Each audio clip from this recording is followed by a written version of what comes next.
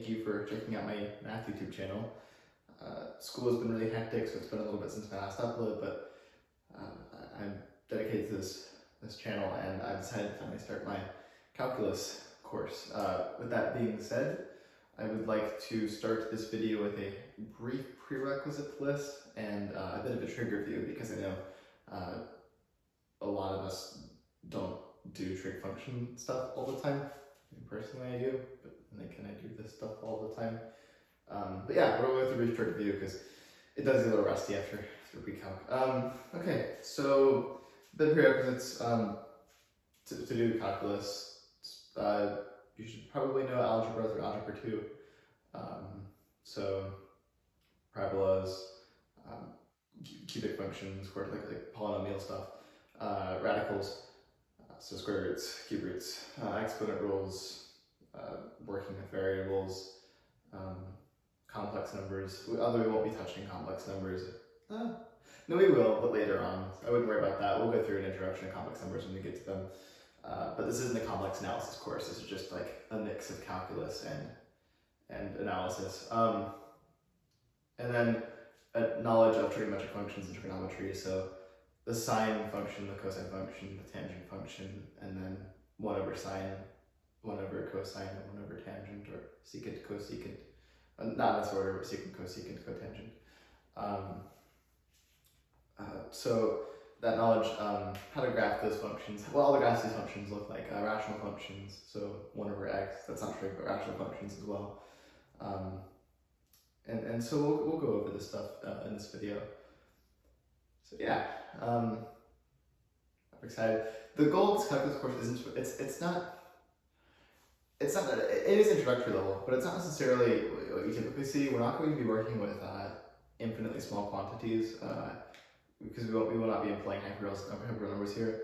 This is a mixture between standard analysis, so using epsilon deltas, you'll note those are a little later, and calculus, the introductory calculus course. So we'll have a little bit of rigor.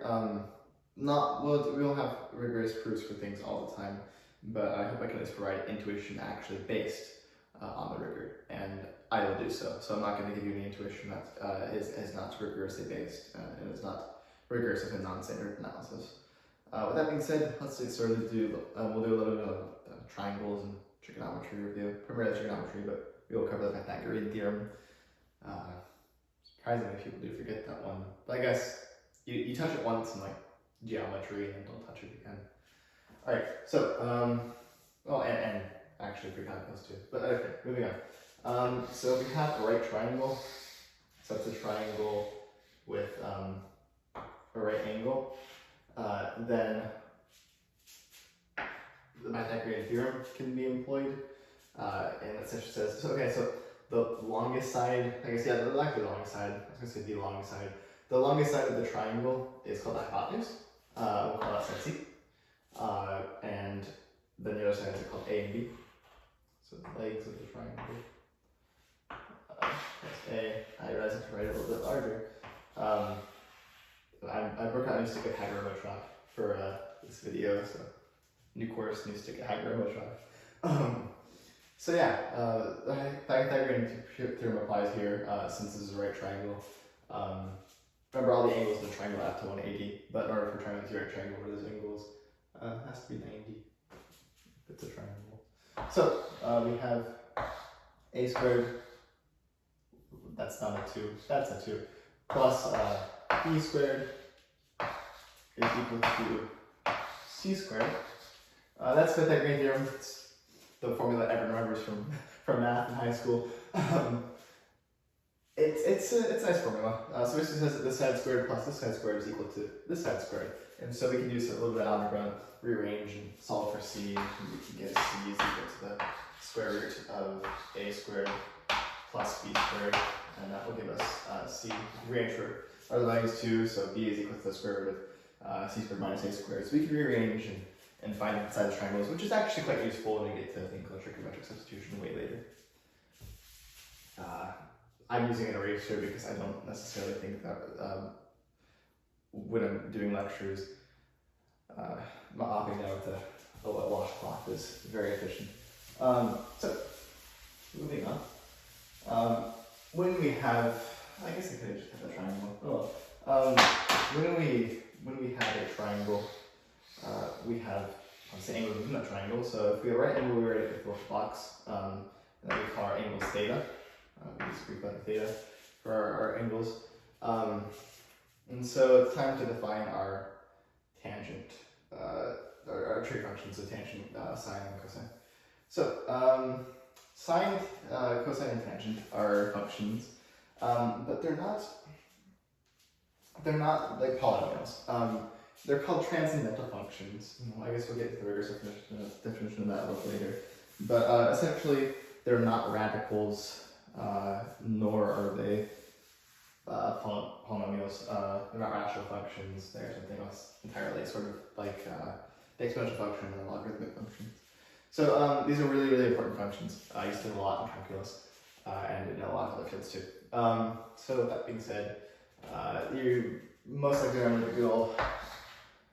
So just a little memory trick. We'll get into like actually why this is true a little bit later, but it's just a little memory trick. So essentially says that let's look at our sides. So this would be the hypotenuse, and then we'll call this opposite because it's this has the last opposite of theta. So or the angle is opposite to the angle, so we're gonna call this our opposite side. And this is our adjacent side, which means next to, and so this is right next to the side right next to theta. That's not hypotenuse.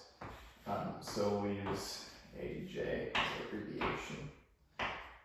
So that being said, the right triangle, it can be useful intuitively to look at the functions as these ratios.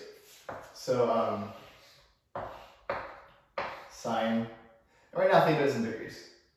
Sine is equal to opposite divided by hypotenuse. Cosine is equal to, well, we should make this clear. Sine of theta. Sine is not a thing on its own, and it's just sin, and you know it is a sin, writing sine without an angle in it. Cosine of theta is equal to adjacent side divided by the hypotenuse. And tangent of theta, that is not an A, that's something else.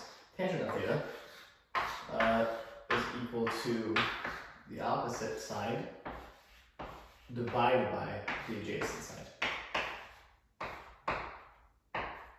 And so this is how they're defined. I think we used to look at them like this with positive coordinates, but we'll get into a better definition in a second. So the better definition, and the one that I've heard, so we first get the idea of radians. I guess we can get to that here. So let's say that I have a circle. And so we know that the equation for a circle is x squared plus y squared is equal to 1. Or, no, r squared, but the case that we're dealing with is with 1. So r squared. So x squared plus y squared is equal to the radius squared. And so the special case that we're dealing with here is x squared plus y squared is equal to 1 squared, or just 1. So our radius is 1. Now a circle with radius 1 looks like, I am not the best artist, so I will probably not be able to draw this circle extremely well, but we'll give it a shot. Let's see.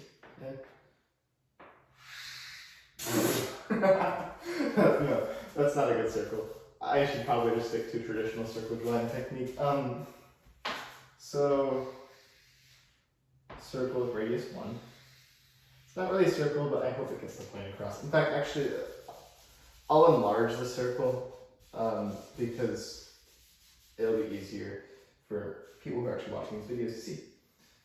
So, I'm really sorry for my circle drawing skills. It's going to turn into a debacle of me not being able to draw circles. So, okay. This will be the one. So this circle, this is 1, This is 1, this is -1, and this is -1. So that's a circle on a graph, okay? So this is the origin, obviously, so that's 0, 0. Now we have some angle, right? So let's say we have some kind of, okay, well, this is the x-axis, this is the y-axis, right? So let's say we have some angle theta, right?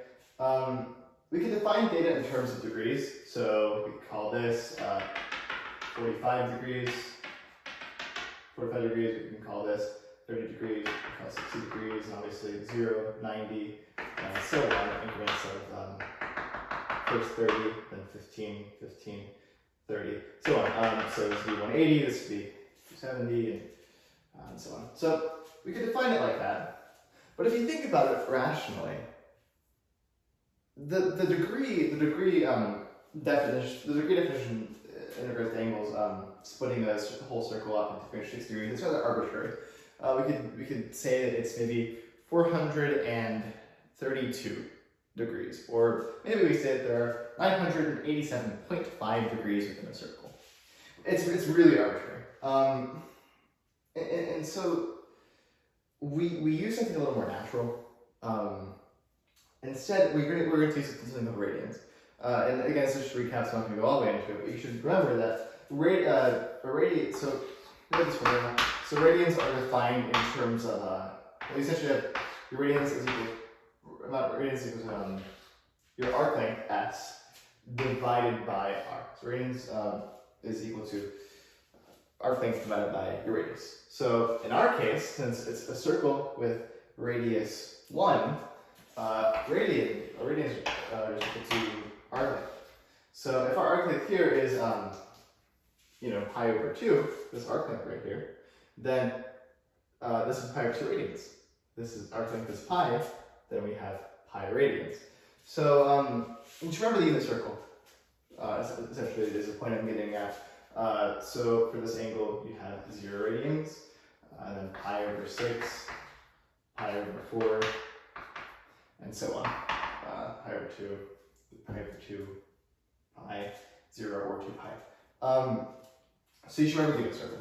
Now, typically when we define our trigonometric functions, it's a little nicer to geometrically think about them as well, I guess how the function actually look like, but if you want kind of where they come from, think of it as, so you have a circle with radius 1, so for sine, it's the y coordinate at which a line coming from the origin, that's an angle of theta away from the x-axis, it's the y coordinate at which that line intercepts the circle. So in this case, let's just pretend that pi over 4 is right here. Then essentially that would be, what is it? Square root of 2 over 2. So this intercepts, so if this is pi over 2, this angle measurement is pi over 4, then this would intercept the y coordinate of square root of 2 over 2. And so that yields better intuition, because then you could think about it like, okay, well, if it's, if theta is this angle, then that's the y coordinate at which a line theta from, like the angle theta from the x-axis intercepts the circle. And so the same definition works with cosine. So with cosine, this is a mess up here. With cosine, it's the same thing, except it's the x-coordinate. In this case, it's also square root of 2 over 2. So it's the x-coordinate at which that line theta away from the x-axis, the angle theta, measuring theta away from the x-axis, intercepts the circle. So we're going to use radians in calculus. Better insights come when you use radians, and it makes things a lot easier when defining other objects like, well, there'll be a thing we'll get to called Taylor series later, and they're a lot easier if you're working in radians. In fact, the sine function is actually defined for radians. The sine function that you use in your calculator with degrees is actually a different function, and mathematically what you're actually doing when you use that is you're actually just doing a transformation in here, so you're converting that back to you're converting your sine function to radians in that argument. So yeah, it's yeah. So for example, you essentially have sine of pi over 180. So it's pi over 180 times x. That's what you're doing when you calculate sine of degrees. So we're just going to use sine of radians. Oh yeah, that would be important. To convert degrees to radians, it's pi over 180. So degrees, if theta is that's pi over 2. If theta is in degrees, then to convert to radians, it's pi over 180 times theta, and then convert back, it's just 180 over pi. So from radians, so from degrees to radians, it's pi over 180 times theta, and from radians to degrees, it's 180 over pi times theta.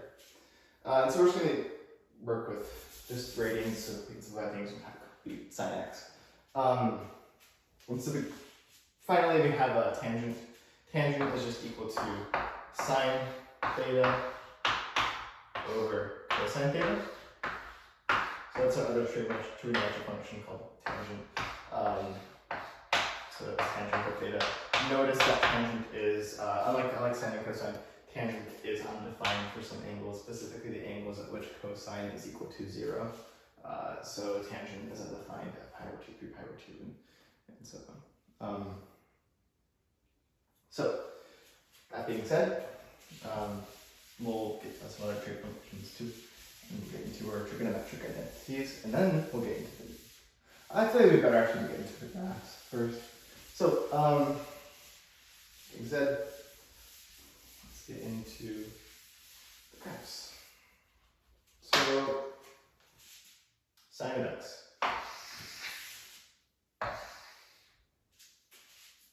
So sine of x looks roughly like this. Remember that if you have an angle, let's say 0, then the y-coordinate at which that arc, at which that line theta away from your x-axis, which is 0, the y-coordinate at which that line intercepts the circle with radius 1, the unit circle, is the value of sine. So in that case, it's 0, right? So sine of 0 outputs 0, but sine of 2 pi outputs 0, sine of 4 pi outputs 0, and so on. So it's a periodic function. So you get 0. Oh, my AirPods messed up. Okay, so you have other values that output 0. So sine of 0 outputs 0, sine of pi over pi outputs 0, sine of 2 pi outputs 0, and so on. So this graph, you have 0, you have pi, and you have 2 pi. And here you have negative pi and negative 2 pi. So here you'd have pi over 2 and negative, well, not sorry, not negative, well, yeah, 3 pi over 2. So right here. So that'd be negative pi over 2 right there. Wait, what am I doing? Okay. Yeah, negative pi over 2. Sorry, it's late. Anyway, that's what sine looks like. And cosine looks very similar. So sine is an odd function. We know what odd is, I hope. So an odd function is that f of negative x, we get negative f of x. In this case, if we plug in negative pi over 2, then we get, and this is negative pi over 2. Then if we plug in negative pi over 2 here, so we have pi over 2, and this value, if we plug in pi over 2, is equal to this value. So it's not a function. So essentially it means that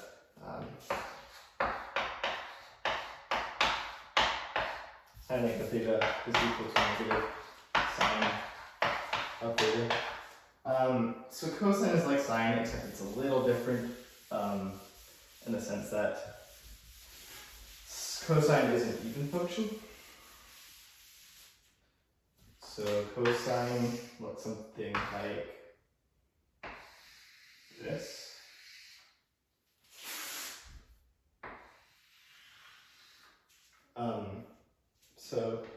cosine is an even function. And that means that if I plug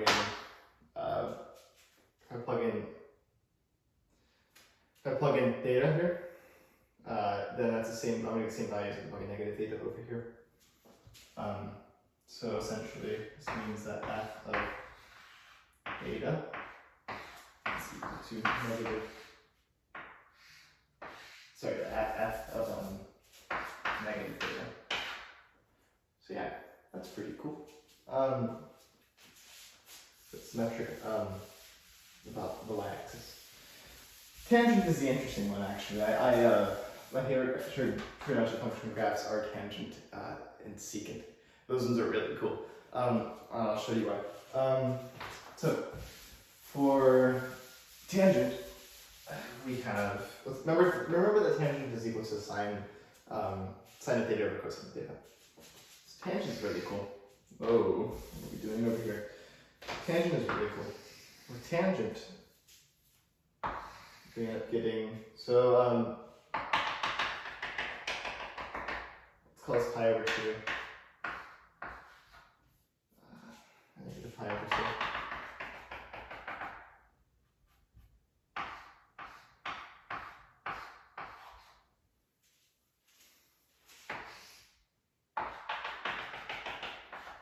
And so on. Okay. Oh, so that'll be 3 pi. So, and this is obviously 0. So tangent is really cool. Here's how tangent looks. Roughly. Tangent is asymptotic. The tangent function has an infinite amount of asymptotes.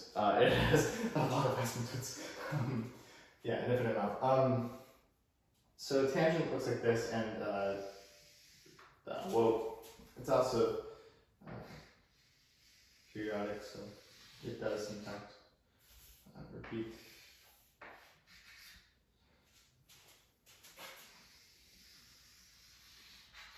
So this is what tangent looks like. Remember that cosine of theta is equal to 0 at both pi over 2 and negative pi over 2. So naturally, something over 0 is undefined, and therefore tangent is undefined at those values. So that's what tangent looks like. Its friend code, actually, I think they're training this first. So we have our main 3 trig functions. We know what they look like now. But there are 3 other main ones that we use, and those are secant,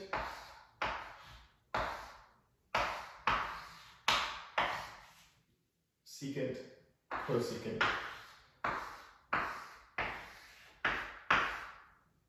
and cotangent. Just trying to figure out how I don't have the space to write all these are defined on this. So these ones are actually relatively easy. Definition-wise, it's just 1 over whatever function. So secant is 1 over cosine. A lot of people think that secant is 1 over sine when they're first learning this stuff. You've already, again, trigonometry is a prerequisite for this. So I'm presuming you already know this, but this is just a refresh. Sine, so cosecant is 1 over sine theta, and cotangent is, you can either write it as 1 over tangent of theta, or you can write it as, I mean, these are equivalent statements, but cosine over sine theta, which is the same as 1 over tangent.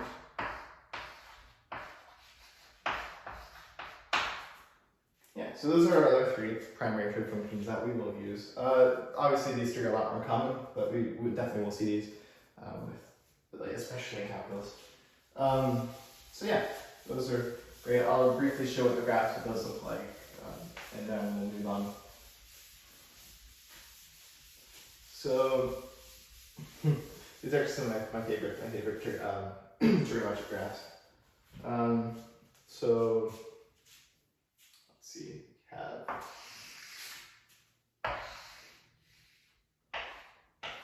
Cotangent is a lot like tangent, except it's kind of backwards. So this is cotangent. It's asymptotic at pi, asymptotic at 0. Not at negative pi.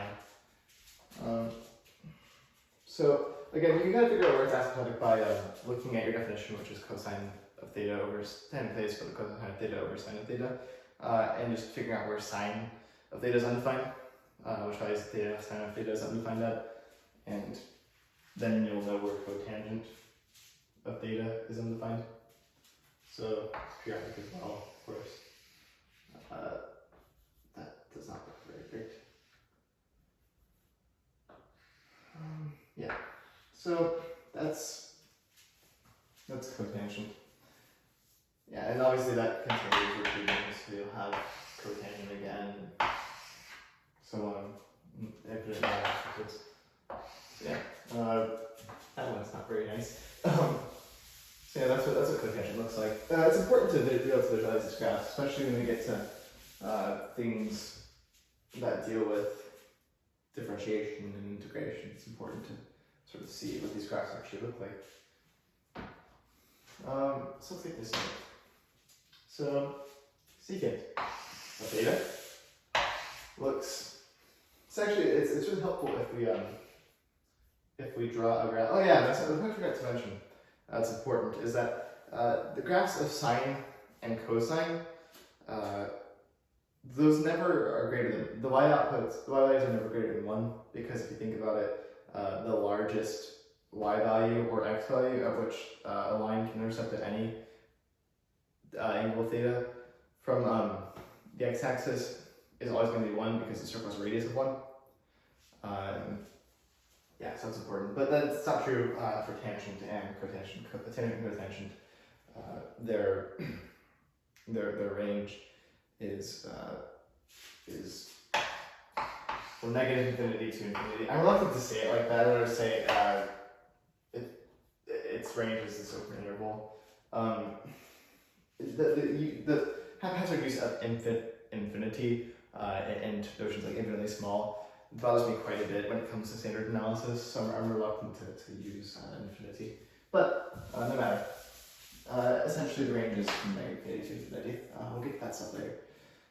So for let's start with secant. So secant actually can prove very helpful to go ahead and draw a graph of cosine first. It doesn't have to be very large actually. We can just kind of draw like this. So secant is 1 over cosine, and so we know then that its value is in fact able to, well, its value will never be less than 1 because cosine can never be greater than 1.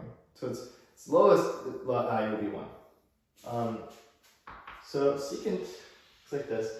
We also know that cosine is undefined at certain values, and so secant, cosine is 0 at certain values. So secant will therefore be undefined at certain values because cosine is 0. So 1 over cosine of theta, if cosine of theta is equal to 0, then secant will be undefined at that value because 1 over 0 is a big no-no. Yeah, so secant looks something like this. It's asymptotic at places, at points where cosine theta is equal to 0. And so we can get rid of our cosine graph now. And you can see that this is kind of what secant, well this is, yeah, it's sort of what secant looks like. I'm not going to be a very good artist. But hopefully, just like you'll improve mathematically, I'll improve as an instructor and as an illustrator. Okay, so let's get to sine. So sine of theta obviously has a very similar graph.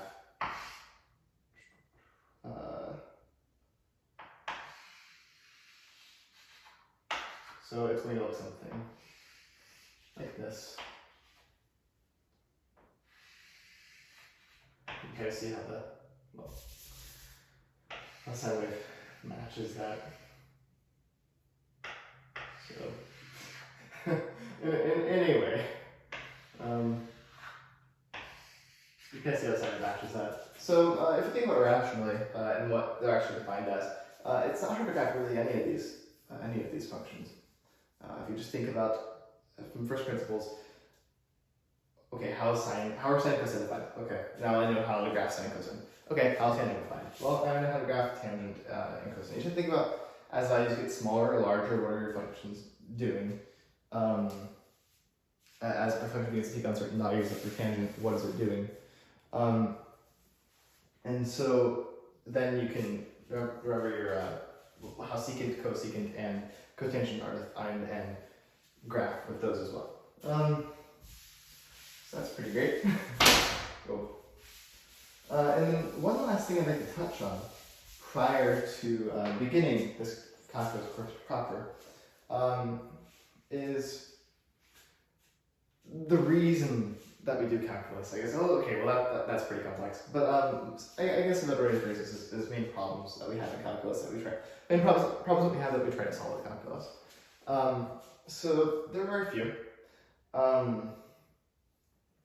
Calculus is invented by Gottfried Leibniz and Eisenhower in the late 17th century. Really cool dudes, sort of. They had some pretty big beef. They had quite a few arguments because essentially Newton claimed that Leibniz stole his work and published it as his own, which wasn't true. They actually developed calculus independently. But Newton claimed that Leibniz stole his work, and they had a lot of arguments about that. And when Leibniz died, no one really showed up at his funeral because no one liked him because he stole Newton's work, and Newton just kept attacking Leibniz for that. But calculus was discovered, I should say, to solve problems in physics. Primarily, so the notion of an instantaneous rate of change, all that kind of stuff that we'll get to in a second. But it's a very powerful method. It's sort of the first, it's kind of like another great YouTube channel, Professor Leonard, uses this example with differential equations. It's sort of like when you kind of take one of those like ice cream cups, and like the lid, you have like the condensed ice cream on the lid, you have some ice cream on the lid, and then you take the lid off and you lick it off the lid for a second before you actually dig into the real ice cream. Calculus is like that with like serious math. So it's just a little tiny taste, but it's a really good taste.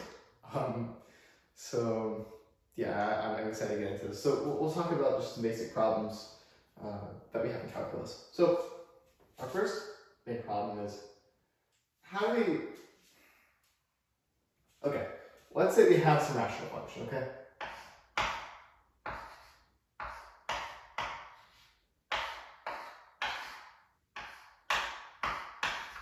So I don't expect you to immediately know how to graph this function, but I will graph it because I've used this example enough when explaining this kind of stuff to peers. So it looks like a line. Yeah, it looks like a line. The line, what is it? So it's x minus 2, x plus 2, so this is line x plus 2.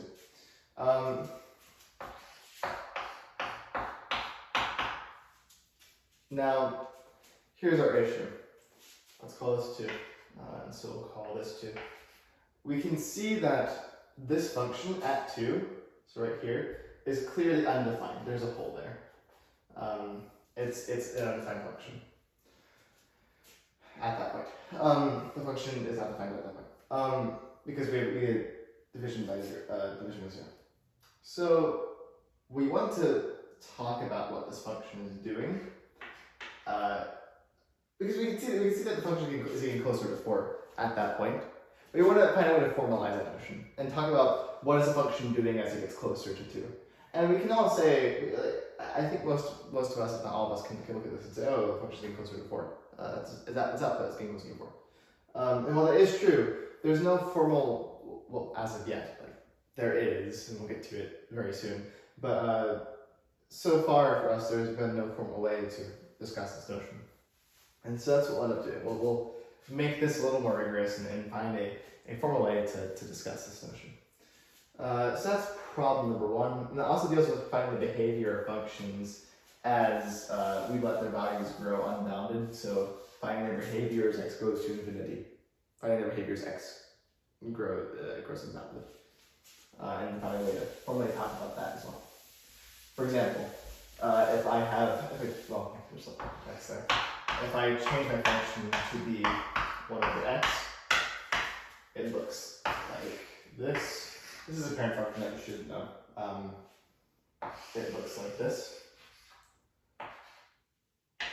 And by looking at this, I'm sure you could say, oh, well, as x gets very large, or like very grows in either direction. Let's put it that way. As x grows in that direction, that's a little better phrase. As we allow x to grow, so it gets smaller and smaller this way, or get larger and larger that way. It's hard because I also want to use the phrase smaller and smaller closer to 0, but I guess, getting really negative is also getting very small. So as x grows in either direction, is a more better way to phrase it. We could say that it's getting closer to 0. We also need a formal way to talk about this. So the formal way to talk about this is something called a limit, which we'll get to very soon. Now the next problem is the notion of an instantaneous rate of change. So essentially, imagine that I have a graph, and let's say in this course we're going to sort of frame from a lot of physics-based examples. It's interesting because I myself want to be an engineer, but this course is more for people who are interested in pure mathematics and rigor in pure mathematics. Not extreme rigor, because this is an introductory calculus course, but a more rigorous interpretation of calculus, so the standard analysis mixed in there. So we're going to not use a lot of physics examples. We'll go to some cool applications, but not very many. We'll stick to mostly pure math, which is funny because I want to be an engineer. But pure math is great, and that's what we're sticking to at the moment. It's like a hobby. Engineering is the main thing. Pure math is a side hobby. I like pure math though. Anyway, sorry about that. Moving on. Let's say that we have this parabola. Okay, so I hope it's a good enough drawing. And it's defined by the rule x squared. So let's say this models the position of a rocket at a certain time. Okay, so let's change x to be t. That fits it a little better, make it a little less confusing. So some time t and some position y. So let's say that this is kind of the vertical height of a rocket. So at time t, so our rocket is at height, let's say sea level, so it's not like Cape Canaveral or something. So it's not from Cape Canaveral, it's like basically sea level. And so at time 0, right before the rocket launches, so we'll ignore this half because that would be concerning.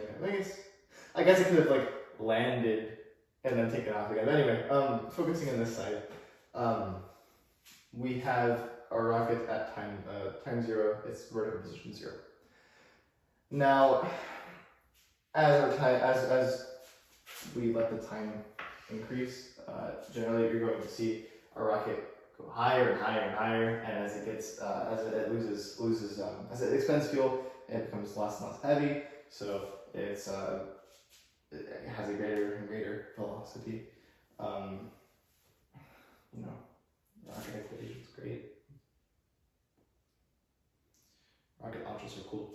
Anyway, so as you expend more fuel, the rocket gets lighter. Therefore, it's easier to have it accelerate. So your space rate of change. Okay, so we want to know how fast the rocket was going at any point in time. So if I look at let's say t is equal to 3 seconds,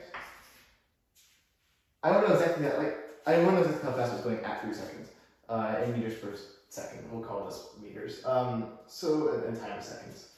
So right now we know how to take an average slope. So if I tell you, okay, what was the average velocity between 3 and 4 seconds, you could tell me that, and that could be represented by a secant line. A secant line intersect 2 points. Pretend the parabola goes over to 4. So represented by a secant line. So 2 points. Great. So you're represented by a secant line, but really we don't want a secant line. We don't want an average velocity over a certain interval. We want an instantaneous velocity. I don't want an average velocity. As rocket scientists, we're better than that. We want to know how fast our rocket was going in meters per second at a specific time. And that's where the idea of instantaneous rate of change comes in, or the slope of the tangent line. That's tangent. The slope of the tangent line. Not because it's like tangent of a trig function, but tangent isn't a tangent line. Well, the geometric visualization of tangent is right. We want to know instantaneous rate of change. So that's the other one of the other problems in calculus that we'll solve. It's called a derivative. It's instantaneous rate of change. And that one's really cool. I like derivatives. Second only to integrals. So let's say that we have the same rocket, right? And instead of knowing our position function, or like how high it was, we want to know. Let's not do an example. Okay, let's discard the rocket example. We'll put this nowhere and because like that'll be obvious. So if I give you like a linear function and I ask you for the area under the curve, you can tell me that because it's just the area of this triangle right here. That's the area under the curve from like 0 to some point B. You can tell me what the area of the curve is because it's just the area of the triangle. But if I ask you for the area from, I don't know, under this curve from, let's change that a little bit. So under this cube root curve from, let's say 0 to 4. Let's see the area of this curve from 0 to 4. You're going to have a harder time telling me that because there is no nice geometric formula for finding the area under a cube root curve from 0 to 4. If there was, that'd be great, but there isn't. We can still find it. So that's another problem that calculus solves. So pretend this is like a position function. We know that position is distance times time, right? And so you're going to sort of have the area under a curve. But we'll get into the basically what we do is you break it up into like small rectangles and you let those rectangles get smaller and smaller. So they approximate the area under the curve and you get more and more of them and it approximates it better. And eventually you find what that converges to. We'll get to all that later. But yeah, that's another one of the problems that we solve calculus. And we also have problems with like series of like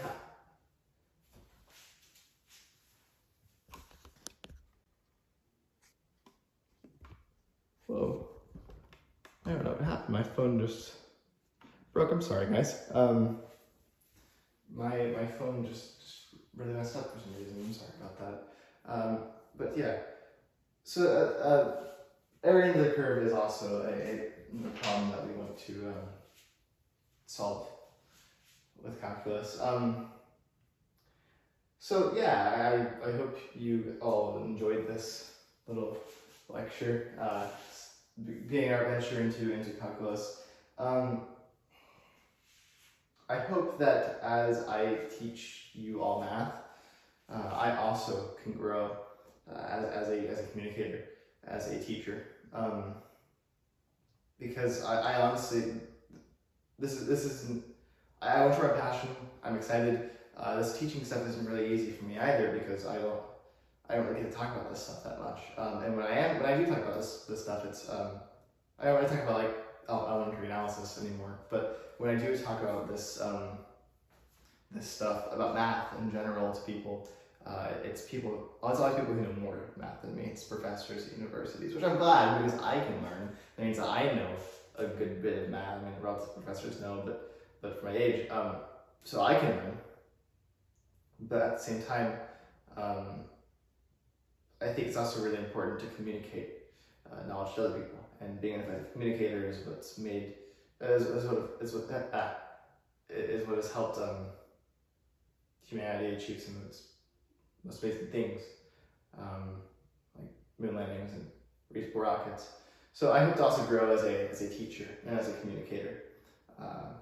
Like I said, when I talked about this, our professors who know math me. That's great for me to learn more, but it's not great for me sharing my passion. So anyway, I hope that you all enjoyed this, and I look forward to growing along with you guys.